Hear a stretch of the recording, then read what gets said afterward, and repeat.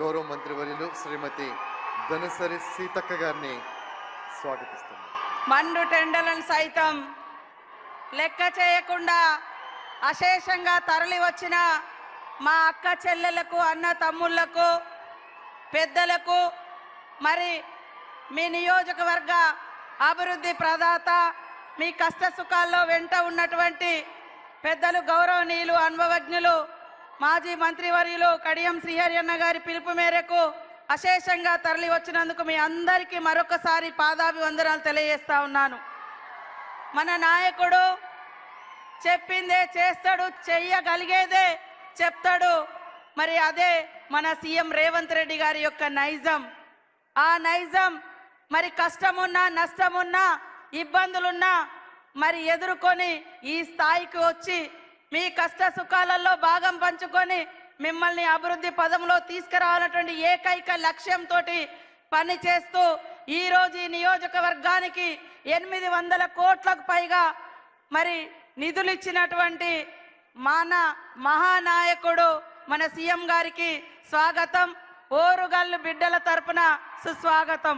కాంగ్రెస్ అంటేనే సంక్షేమం, కాంగ్రెస్ అంటేనే అభివృద్ధి, కాంగ్రెస్ అంటేనే సామాజిక న్యాయం, కాంగ్రెస్ అంటేనే మహిళా నాయకత్వాన్ని, మహిళల్ని మరి అభివృద్ధిలోకి తీసుకురావడం, కాంగ్రెస్ అంటేనే ఉద్యోగ ఉపాధి కల్పించడం, కాంగ్రెస్ అంటేనే విద్యా అర్హతను పెంచడం, కాంగ్రెస్ అంటేనే పేదలకు గూడు గుడ్డ ఇవ్వడం.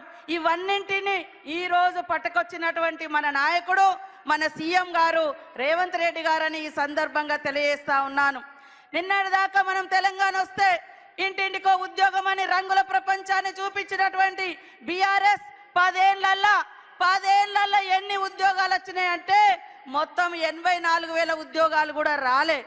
కానీ 10 నెలలలో 57,000 ఉద్యోగాలు ఇచ్చినటువంటి ఘనత మరి మన సీఎం రేవంత్ రెడ్డి గారిదని ఈ సందర్భంగా తెలియజేస్తా ఉన్నాను. 10 ఏళ్లలో బీఆర్ఎస్ పార్టీలో కనీసం 2 లక్షల ఇల్లులు కూడా రాలే. కానీ ఏకకాలంలో 4.5 లక్షలకు పైగా ఇల్లులకు మంజూరు ఇచ్చినటువంటి ఘనత సీఎం రేవంత్ రెడ్డి గారిది. ఆ శాఖను చూస్తున్నటువంటి పొంగులేటి సీనన్న గారిది అని కూడా ఈ సందర్భంగా తెలియజేస్తా ఉన్నాను. కాబట్టి సోదరులారా ఆలోచించండి. ఇవాళ ఉద్యోగాలు మేము ఇస్తుంటే కళ్ళల్లో నిప్పులు పోసుకుంటున్నారు, పేదోళ్ళకి ఇల్లు ఇస్తుంటే ఓర్వలేకపోతున్నారు బీఆర్ఎస్ వాళ్ళు, మహిళలను ముందుకు తీసుకొస్తుంటే మరి